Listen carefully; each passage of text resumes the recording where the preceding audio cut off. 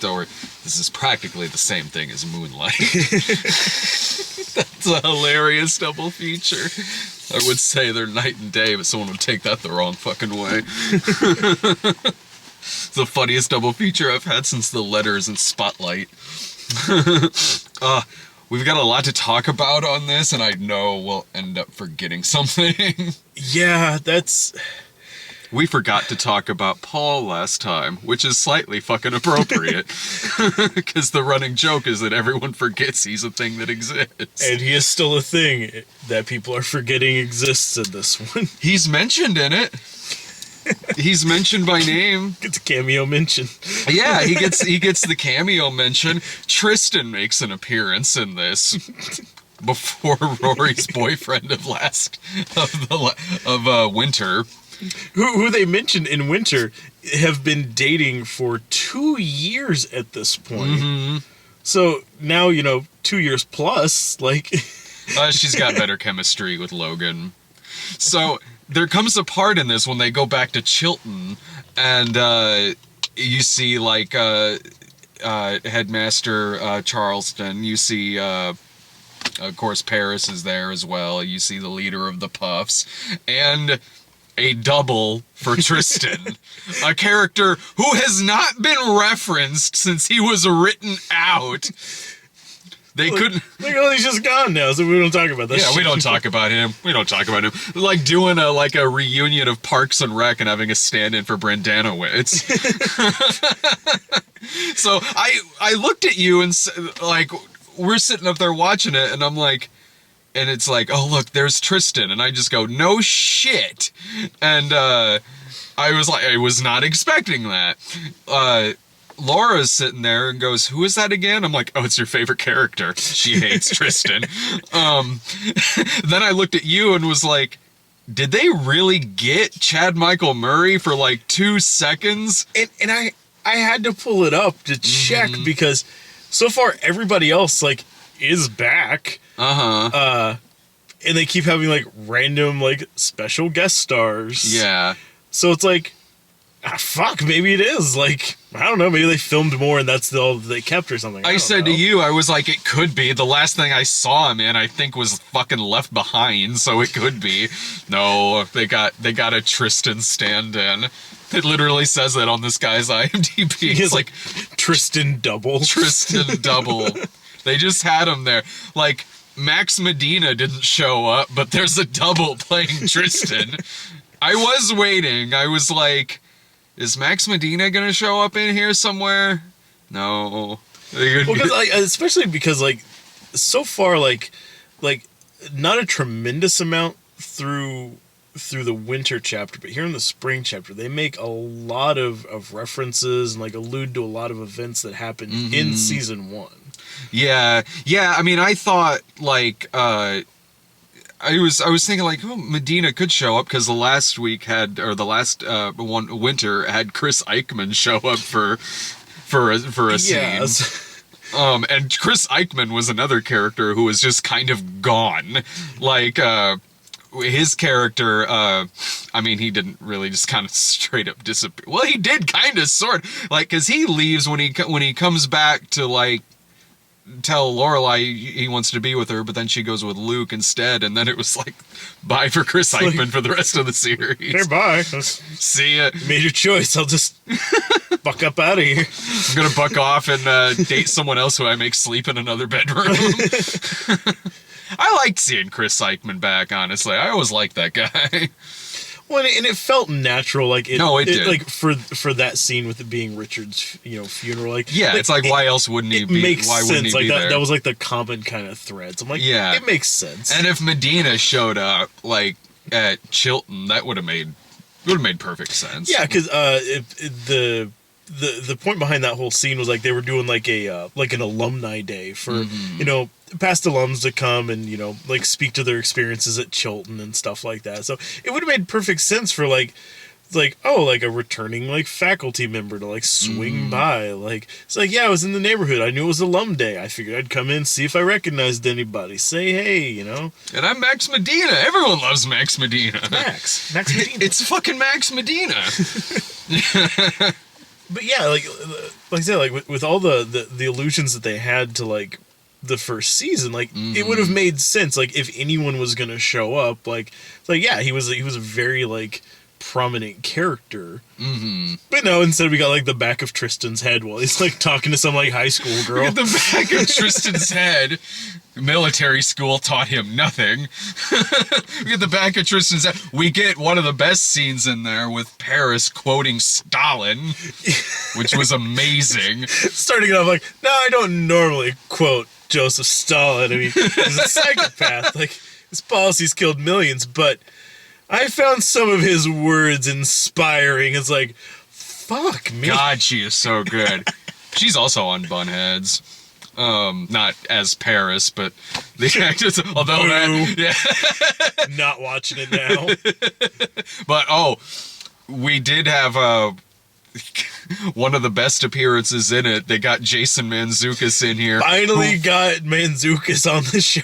Yes, his dream finally came true. Jason Mantzoukas appears on Gilmore Girls in a scene in which you pointed out neither Lorelai or Rory in the scene. It's just fucking him and like Alex Kingston, and that's it. If you haven't seen, like, just go look this up. I think it's on the Gilmore Guys podcast where Jason Mantzoukas tells the story about this pitch that he had for an episode of Gilmore Girls, and which was an amazing pitch. Like, yeah, and honestly, with the spirit of the show, I could have seen it working, but I don't know exactly like what season, like where like it was fall. It was during Rory's time in college, but I don't know if they were like if it was like it's like okay, she's a first year, she's a freshman. Like if it was like that early on into her years there, but yeah, like I mean certainly with the way that the show is here for the spring chapter, I mean Rory is just getting ass everywhere. Not long after the Jason Mantzoukas cameo, she's talking about having a one-night stand with a guy who's dressed like a Wookiee, and my thought was like, whoa, is this actually going to be Jason Mantzoukas' pitch that he made? Or are they finally okay with the concept that he threw out to him? You'll have to go, I don't want to spoil the whole thing, the whole concept that he had for it, but it was very almost kind of Sam Malone-ish in a way, sort of. Yeah, it's a fantastic pitch. Like I think honestly, even just like because I know a bunch of different sites have it. Like he talked about it on the Gilmore Guys, and he talked about it on How Did This Get Made. Yeah. Just look for like Mantzoukas like Gilmore Girls pitch. Like you'll find it. And we got. I was so happy about this because Logan is back in this again, and so is Mitchum Huntsberger. Just abruptly, catapults himself into a scene. Mitchum Huntsberger, like one of the only good things about season 7 of this show, because I think you put it like this once, because that's what the show needed, a villain. Yeah. There's been too many nice things happening for too long. I've had enough of this shit. And that's just because I just love the actor Greg Henry. So he pops in here at one scene to be Greg Henry for a couple of minutes. In the middle of them having like Rory and Logan are just having like a normal like lunch at a fancy restaurant. And then in the middle of dialogue, just bam, table like shakes, chair gets dropped down, plop, Mitchum, how the hell are you? Like, oh shit. What's up, Mitchum? and she and Logan do have good chemistry in this. They do, but Logan Huntsberger is just one of those characters who's very charismatic. He seems like he's one of those guys who, as long as you're not the person he might be murdering off camera, you're probably cool. Like, he's one of those guys you could kind of get along with. Like, as long as you're his buddy, as long as you're close, he's going to be really charming, really charismatic. But he is in the same way that, like, the preppy murderer probably is, you know? Yeah. And with that being said, still more likable than Dean. I mean, he's somewhere between Billy Zabka and, like, Patrick Bateman. Yeah. But I mean, ladies they love it. They go for that shit. Like he seems to genuinely care about Rory. He does. I mean, they get along great. They have good chemistry together because it doesn't seem like he wants to kill her. He's not gonna murder her. That's for the hookers and the random homeless people that he probably kills in the alley. But you know that, like, to every other woman, he's basically like Dennis from It's Always Sunny. He's just at this part of the Dennis system. He's been working on it with Rory for like 10 plus years. He just doesn't want to get onto that part where, like, he calls her in the middle of the night, I'm gonna fucking kill you tonight. Yeah. Like this, remember the scene in American Psycho where they're at the nightclub and he says to the lady bartender, like, I want to stab you to death and play around with your blood. And she doesn't hear it because the music is so loud. I just have a feeling he does that a lot. Based on everything we've seen from him, I have no doubt that he's done that at least once, just for laughs, and now does it as a thing. Like, that's just his thing he does. This is a little quirk when he goes to a new bar to see if somebody hears him. And again, I would rather her end up with him than Dean. I just would. But and I do have to say, though, at least in this so far, like, he is much better written, and a much more balanced character than he was in the last season of the show. No, you're totally right. Like, I've noticed that too. 'Cause, like, in that whole season, it's like he's constantly like seeming like he's about to do something terrible. Yeah. And that's because he's usually doing something terrible. Yeah. Like, he is a horrible person. And to be fair, he's still not a great guy in this. Like, he is engaged in this. They confirmed several times that he is definitely engaged to be married, but has no problem with it. I don't know, maybe that's what it is. Like, he seemed like a real like skeezy fuck when, like, he and Rory were like together. Like, had like fucking like side bitches and always like doing like fucked up things. Like, I don't give a fuck what you do. It's like, well, I'll be here. It's like, cool, I'm just gonna fuck off for like a month. Bye. Come back like, hey babe, I mean, come on. And, like, I have to assume that, like, maybe he's just terrible to the person he's actually with, but then, like, really appreciative to, like, all his, like, side bitches. This is true. He is appreciative of some things. Because we never actually see any of his relationship with his fiance, this Odette woman. So, for all we know, he is an absolute monster to this woman. Like, again... like, they live in different countries, which still makes him more likable than Dean, because, like, these two are just engaged. Like, Dean was married, and, like, Lori loses her virginity to this shitbag Dean, like, when he was married, and we saw Dean with his wife, and we saw Dean with Rory, and he's a cocksucking shitbag to both of them. he's just a terrible person. Yeah. I know we'll get to Dean. I'm saving a lot of my Dean stuff until he actually shows up in this. I am. Like, I'm just kind of keeping it in the context of this. But just for a compare and contrast. Exactly. Just, like, I'll take any excuse to say, fuck that dude.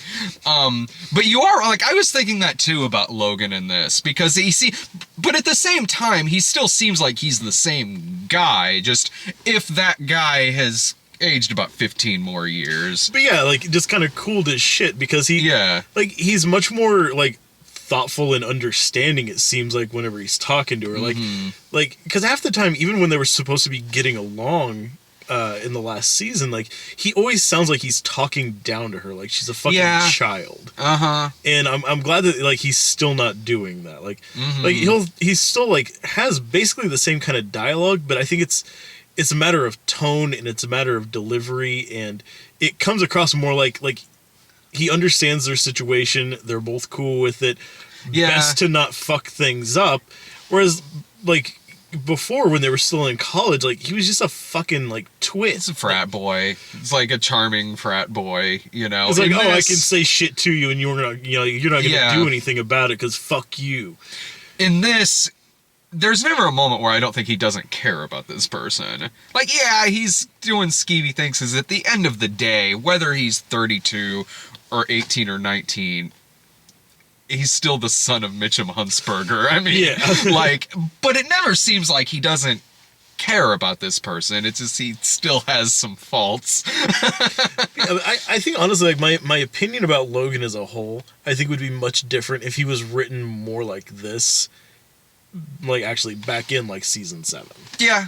Like if he'd been portrayed like this from the start, like still doing like, you know, questionable shit like this, but it comes across as a little bit more like, because yeah, like he clearly cares about her, and that was kind of the line that got crossed once or twice back in season 7. Is like, it's like there are several moments where it's like he doesn't seem to actually give two shits about her at all. Like he'll just be like in the middle of dinner, like, well, I don't know. Here's $300. I should cover the coffee, and then he like walks off. Or It's like okay, bye. He invites her over to his place, but didn't tell her like it was part of some like poker night they were having and things like that. Yeah, and, just always catching her out, so she's always like the odd man out. Yeah, there was always shit like that, but I was always constantly in my head, like when Logan came into the series, I was still always constantly in my head like, well, I can't hate this guy because he's not Dean, so like I would probably hate him more if I wasn't constantly saying like, well, she's done worse. And also like that episode though, where like it's just like when Jess comes to visit. Yeah, and it's just those like Jess just trying to like reconnect with Rory to see what's going on, and Logan is just determined to have like this weird pissing contest because you're poor and he's not type bullshit. It's like it's like. You fuck yourself, man. Like, you're better than Dean, but you're not as good as Jess. Like, you can fuck yourself. Yeah, Jess pulled his shit together. Like, but it did provide probably my favorite Emily Gilmore moment, which was when she went up to Logan's mom, and I don't know if that was season 6 or season 7, but when she went up to his mom and verbally, like, just... I've rarely seen someone just verbally get torn down in a way that Emily Gilmore did Logan's mom. She has her way. Holy shit. For Emily Gilmore just in general, and in this tune, and it is one of the most well-written characters on television. This is a character that can 1 minute be just a horror. Just like... You just don't, you feel sorry for anyone who she's the mother of, Lorelai. Like, there are parts where I don't know how they even still see each other. Like, I mean, but then there's moments like that with Logan's mom. There's moments like that. There's moments with her and Richard. There's moments where she's genuinely taking care of Lorelai, mixed in with... It's a incredibly well-written character, because in the wrong hands, a character like that would be unwatchable. In the wrong hands, a character like that would be like fucking Raymond's mom from I was just about to say, like, it's like, oh, like Ray Romano's mom from Everyone Loves Raymond.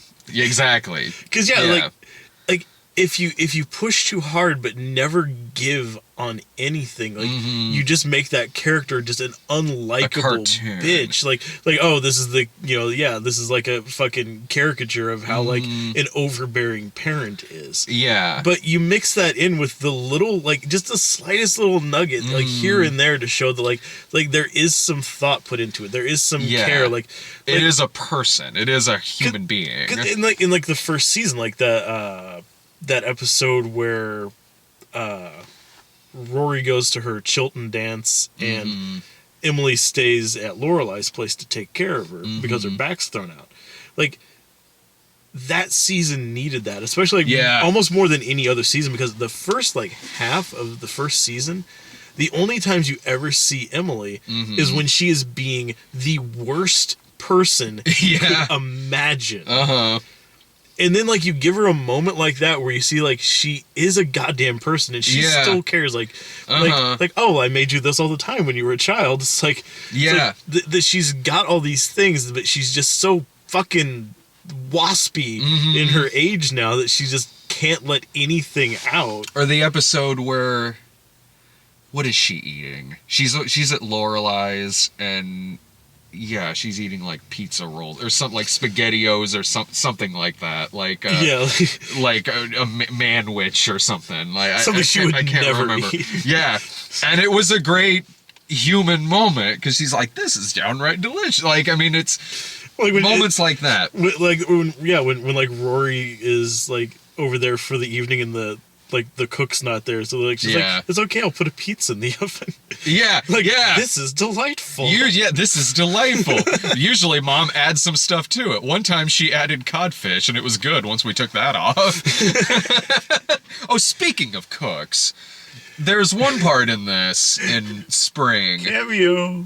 Rachel Ray is in this for a scene, and so she was playing herself. Rachel Ray as Rachel Ray. I don't know if I liked that. And it makes me wonder, because I honestly don't know. The chef in the first episode, like that sushi chef or whoever he was. Yeah. I have to wonder now in hindsight if he was also a celebrity chef. I don't know him Good from point. fucking anybody, but Yeah. It's basically, you're like, oh, here for like the dragonfly. Like, since Suki's gone, it's like, who could fill her shoes? I don't know. Celebrity chef's probably the only option. I don't like that kind of... Like, it's either got to be her or someone who has their own show on the Food Network. It's like, it's the only way we could go. You know, you're just going to hire some guy, like, you know, a fucking, like, throw out, like, throw out an app on, like, Indeed and get hired. Like, no, you've got to come with the goods. Like, suddenly Gordon Ramsay's gonna, like... that's... And maybe that's just personal taste for me, because one of my least favorite tropes on sitcoms or any kind of show is, have you met my friend, a celebrity? Like, it's like, I oh can't man, stand the that. entire starting lineup for the Harlem Globetrotters. What are you doing here? If there's some kind of satire to it or something like that, then I'm cool with it. Like, or some kind of believable context, and that can be kind of difficult. But at least if there is some kind of joke about it, or a level of satire, not like, yeah, like there was an episode of King of the Hill where he was related to like someone from ZZ Top. There was the worst New Girl episode, the Prince one. The show Bones Mm-hmm. did that same thing. Like, one of the main characters on it, like halfway through like one of the seasons, like, it's like, oh yeah, no, we can't like invite my dad. Like, why? It's like, oh well, he's on tour. Like, really? It's like yeah, he's like, and he's like one of like the, I don't know his name. Like, one of the beard guys from ZZ Top. Like, that's her dad. Like, he comes on the show several times after that as her dad. Really? Do you remember? Did you ever hear about? It's like, why? Why did that need to be the thing that happened? There was a fucking episode of, I think, CSI where there was a murder on set of like 2.5 Men, and so they have to interrogate like Sheen and John Cryer. Cryer. Yeah, thank you. Fucking Ducky. Yeah. They have to interrogate or some shit like that. Look, I don't know. I didn't see that episode, so maybe it's amazing. That's a weird crossover that no one was asking for. Right. What? Okay. Like, apparently that happened in television history.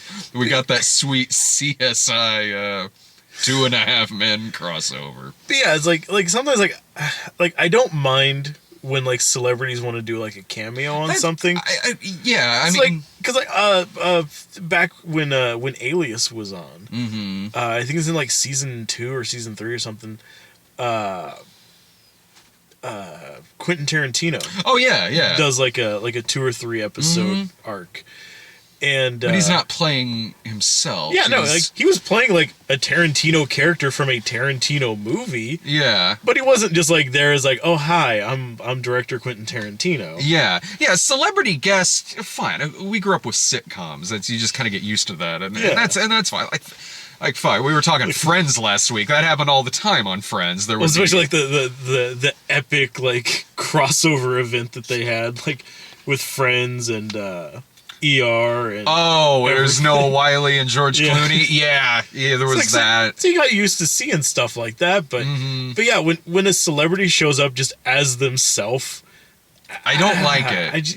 It's and especially on a show like this where it basically implies that like the only person who could possibly fill the shoes of this person in all like Rachel Ray is like talking like, oh man, Suki like set this place up so good. It's like she's like envious of like the setup that she did at a fucking like bed and breakfast in the middle of nowhere, Connecticut.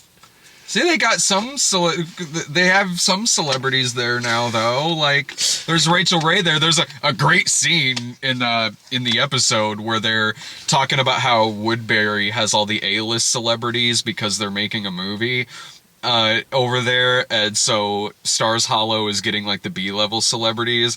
Like, there is some great like Taylor stuff in this episode that deals with that. Also, trying to put together a gay pride parade. It turns out we just don't have enough gays. We only have like 3 gays. We have to borrow some from Woodbury. Fucking Gypsy throwing mad shade at him too. Like, really? There's not anyone else? Taylor? Not one person? Anybody? It's like, no. Well, there you have it. There's still a more amazing Kirk stuff in this too.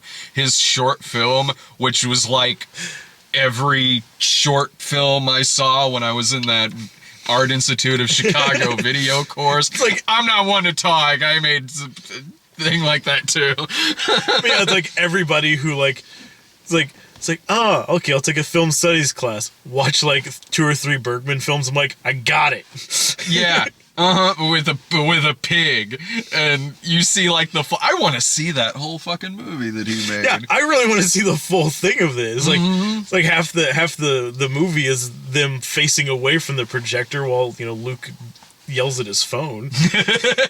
Which was great too. And I love that they're having Eraserhead night. I guess it's the one time they're not watching The Yearling. They're watching Eraserhead. It's such a weird movie. But then it's nice because then you get like, Kirk up there in his suit and his tall fucking hair. Maybe having Blue Velvet night would be a little too on the nose. Stars Hollow. Or Twin Peaks. They're like, what? This is just an ear. Like, what would you do if I found it? I wouldn't do that. Like, you don't touch it. You just leave it there. The great scene where Lorelai is watching History of Violence. I'm surprised Luke hasn't seen that, and that it's also not his favorite movie. It's like, yeah, like, this is the sort of movie I assumed that Luke Danes would like. Yeah. Although they do raise a very good point. They're like, it's like, this is practically the same character. Exactly. It's practically, that he envisions stuff like this in his head all the time. Except when Luke's jumping over the counter and beating someone to death and then shooting someone else. It's like, it probably has less to do with people like trying to kill him and more just like they brought a cell phone in the diner. Oh my god, this guy with the fucking crepes. I don't have crepes. I just Right. I know there's going to be something that we've forgotten to talk about. I know there is, but thank God we got 2 more of these.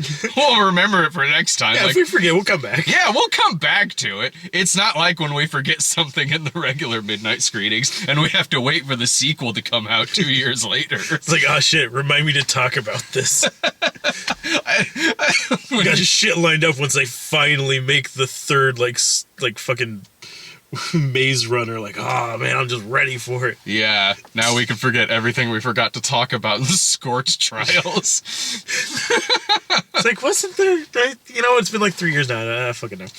I loved what, I loved what you said when Rory had that interview with that, like, BuzzFeed type place, and that, I can't remember the actor's name, the one from Bunheads,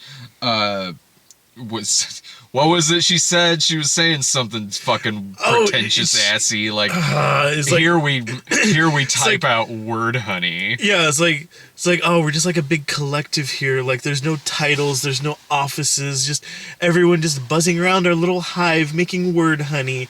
I'm like, kill yourself. You were next to me. I just hear you go, ugh. And I saw to this too. The funniest part about that is this is the second time you've seen this, so you still had just a genuine reaction to that, as if it was the first. Such a dumb fucking thing. It's the same reaction I have inside anytime I hear somebody say, like, I don't know, I just don't adult well. It's like, go die. Like, I just hate that phrase. If I hear somebody say a word and I feel like they've just learned it on their word of the day calendar, like 8 out of 10 people who say the word apropos. Like, I'm saying this apropos of nothing, but I know what was on your calendar today. Sat there all morning trying to figure out how you say that word, didn't you? Good on you. You got it. Used to hear that word a lot in the early brewhouse days. God. It's like I'm assuming that Dave probably punches somebody every time he hears the word Kafka-esque. Well, I've got to test that theory out now. Just say it about something dumb, like go over there, they're watching like Doctor Who or something. I don't know, this episode's very Kafka-esque, and just... What? Get the fuck out! Just watch him have like a little mini aneurysm. Just say this. Yes, this episode is very Dennis Dugan-esque. I'm getting a real Sean Levy-esque vibe from this. Say it in front of Dave. The fuck? Asshole. But Damn, I should have said that about Moonlight earlier. I would just say one of my favorite things though to come out of this episode is during the Chilton part. Yeah.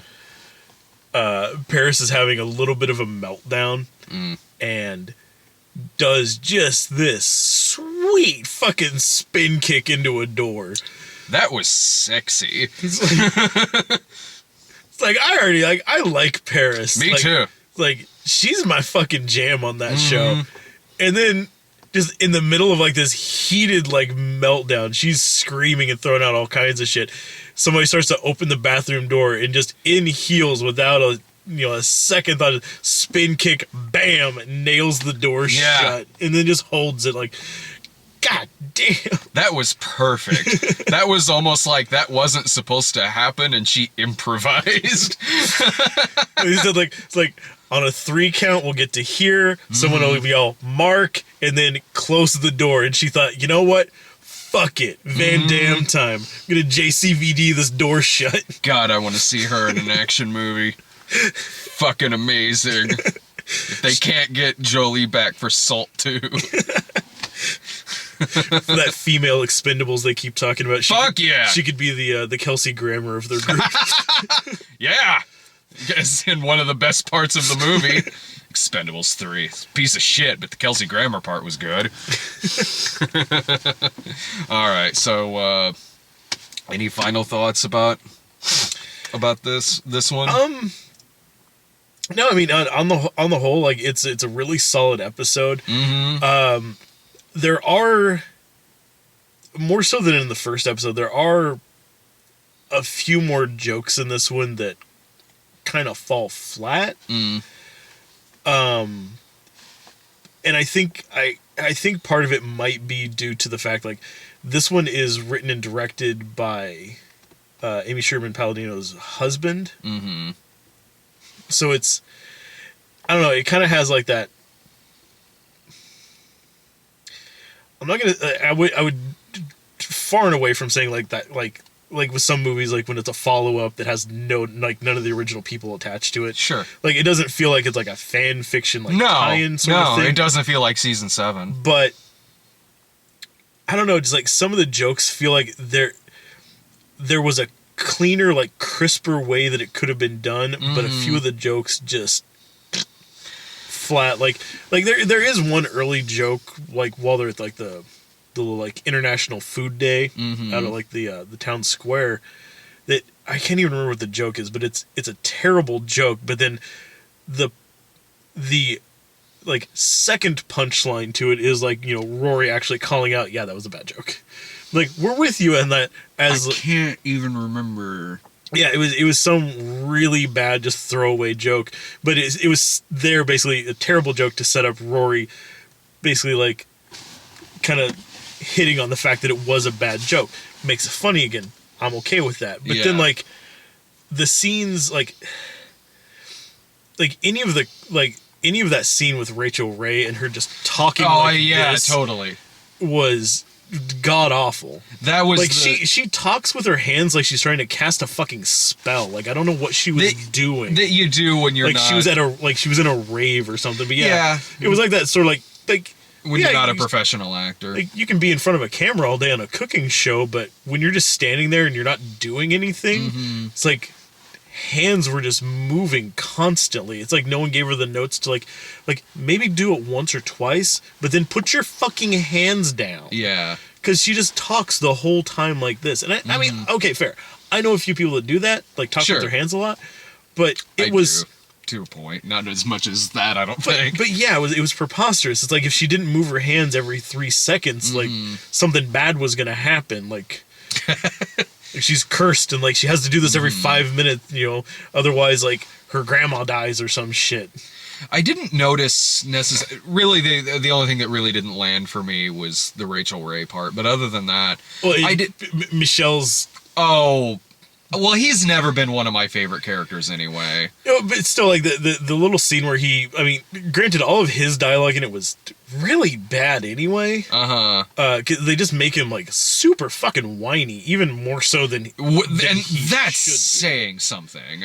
But like the scene where he's like handing off like those free weights to that like B-level actor. Yeah.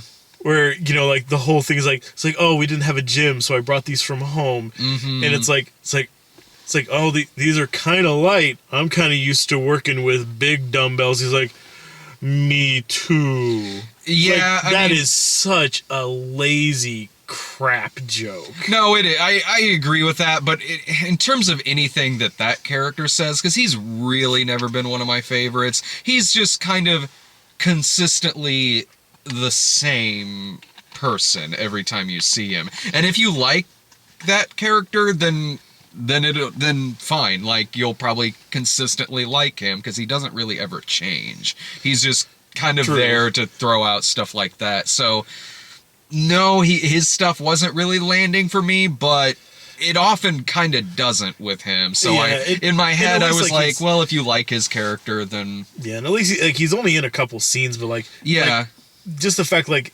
that's basically what that scene opens on, and then that segues immediately into the Rachel Ray part. And it makes that, like, 5-minute long section there at the Dragonfly just feel like it's going on forever. I was worried in that scene that there would be too much of him in this, kind of like how, like, Winter was pretty Kirk heavy. Yeah, I kind of shone that spotlight on him. Yeah, I was a little worried. I was like, I kind of hope they don't do that with Michel, because he's just not one of... It isn't like I groan every time he's on screen. He's just not one of my favorite characters. But, so, really, he's not in it again after that one scene. So I was like, whew. Well, but that's like, pretty much, like, after that scene, like, the next time we really see him is, like... Well, we don't even see him again. Like, he's referencing it later, and it's like, oh no, he's on like vacation. Good. Thank God. Yeah. Michelle was on vacation. That's right. Yeah. And as far as the part like at the beginning with the whole like international food fair and everything, I didn't notice the joke, but the thing about the show is that everything is so fast-paced and so quick that if something in a scene like that maybe doesn't necessarily land, I kind of forget about it fairly quick because the dialogue is so fast-paced. And yeah, like and there's plenty here. Like this one almost, I mean, it kind of jumps around all over. Like there is a lot that happens in this episode. Quite a fucking bit. which is why when we started this, I'm like, I know there's going to be some stuff we forget to talk about, but also I was really loving that scene at the food fair thing, because Springfield kind of had a little something like that. For years and years and years, Springfield did a thing called the Ethnic Festival. That's what it was called. Which, to be fair, off to a bad start.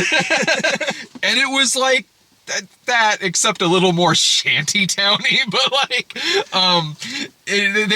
we would go to it all the time. They actually still have it, like, in the state fair. A lot of the stuff, some of the stuff that you'll see us eating in some of the fair videos are from that area. You can kind of maybe see it in the background a little bit, but a few weeks after the fair, they used to do this annual thing called the Ethnic Festival, where it was that you would go there and there would be just different countries with different. Oh yeah, I remember just basically going there like, oh, it was good, like a Mexican Coke and like, you know, like some like jerk chicken from the like Jamaican booth, and then I'll sit here and watch like a junior high kid like karate tournament. Yeah, like just a weird day. Attendance started getting really down, so they discontinued it after like a lot of years. I remember that when I was a kid. I remember being a kid and that thing was going on. It was kind of a real bummer when they stopped doing it. But, I mean, it's still there during the fair. But they have all of these booths set up and everything. And it's like, you know, France, Jamaica, all of that. And then beer. As if it's a country. And it's the brightest colored one there. And even then, like, most of the beers they have, domestics. Yeah, it's so shitty. Except for that, we got that great ginger beer that one time. That was really good. I don't even think we got it from that shack. I think it was at the Jamaicans. I think it was at the Jamaican shack. Actually, I think that. But yeah, it's an odd little festival, but yeah, I kind of missed that because, like, and them doing it, it's like, aw. I know, right? When Lorelai looks at that garbage trough, like, well, this looks really good. Mom, that's the trough. Like, that's the compost heap. Like, it did look really good. I was confused, however, because, like, most of the compost in there was just heads upon heads upon heads of lettuce. Yeah. And, like, 20 or so eggplants. Like, whole eggplants. Like, did someone just get there and be like, look, Jackson, man, I'm not gonna fucking, like, I know I'm doing, like, the Greek stand, but I am not frying up all these fucking eggplants. Compost. Yeah. Lamb skewers, and, like, that's fucking it. Someone will pour ranch dressing on this and eat it. Probably me. All right. Same time next week. Sounds good. Sounds good to me. It's a date. Shit. I'll bring the flowers. I just realized next week is when it's supposed to be like 11 degrees. Lovely. Well, I'm going to be in Chicago in the middle of the next week, so maybe it'll be warmer when I get back. Yeah, that's how winter works, right?